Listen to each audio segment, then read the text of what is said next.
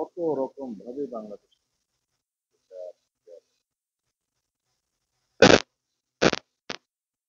সেটা বের করা আরো অনেক, এগুলো সবই রেকর্ডেড হবে এবং আশা করি ভবিষ্যতে যারা এই সরকার আছে তারা এই চালু রাখবে এবং ওর পরেও যারা সরকার আছে তাদেরকেও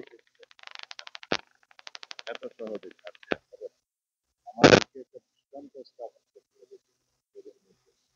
যে এই দেশে কিভাবে কেউ পার পায় না।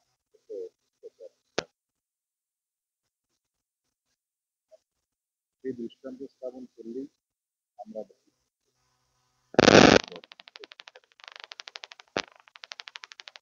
আমাদেরকে বলা হয় যে অতীতের ইতিহাস যেন আমরা, যেমন আওয়ামী লীগের কেউ তখন দেখতে দিলেন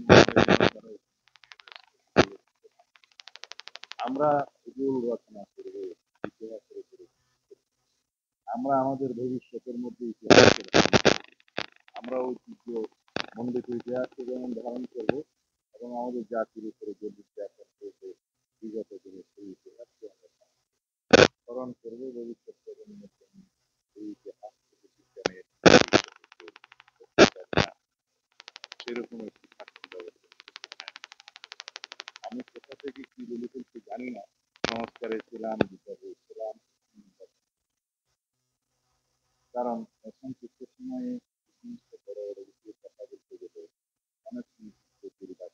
বিরাট আমার বাক্য খুবই খারাপ। যাই হোক, নির্বাচন নিয়ে যদি বলি, বাংলাদেশে যে সংস্কার হওয়া উচিত এবং সবাই সংস্কারের বিষয় যে বিভিন্ন কেউ এমন সব অলৌকিক সংস্কারের বিষয় যেগুলোর উদ্দেশ্যই হবে নির্বাচন, যেগুলো একটা অন্তর্নিহিত উদ্দেশ্যই আছে যে নির্বাচন না হয়। কিছু কিছু সংস্কারের এমন সব প্রবক্তা আছে বা সংস্কার বাস্তবায়ন নিয়ে এমন সব প্রক্রিয়া আছে, তাতে করে মনে করি যে নির্বাচন না আসলেই কতদিন করা যায় তার তবে অনির্বাচিত ভাবে অজনপ্রিয় ভাবে নির্বাচন ছাড়া যে ক্ষমতায় থাকা খুব বিপজ্জনক, সেটা আমরা বোঝানোর চেষ্টা করি। বাংলাদেশের মানুষ বিগত 17 বছরে গোটা বিচারের জন্য সংগ্রাম করেছে, গণতান্ত্রিক অধিকারের জন্য সংগ্রাম, সাংবিধানিক অধিকার প্রতিষ্ঠার জন্য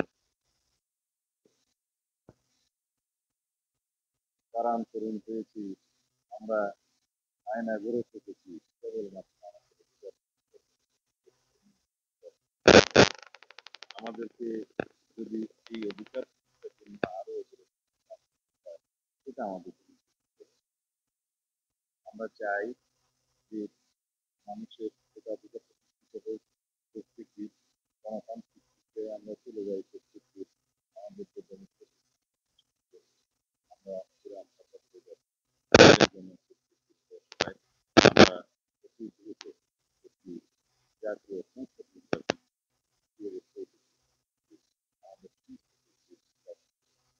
আমরা আশা করি বিবেচনা করবেন এবং বাংলাদেশে যে রাজনীতি সেটা বন্ধ করার একমাত্র উপায় হচ্ছে রাজনৈতিক করা জাতীয় সংসদ নির্বাচন, সেটা আমরা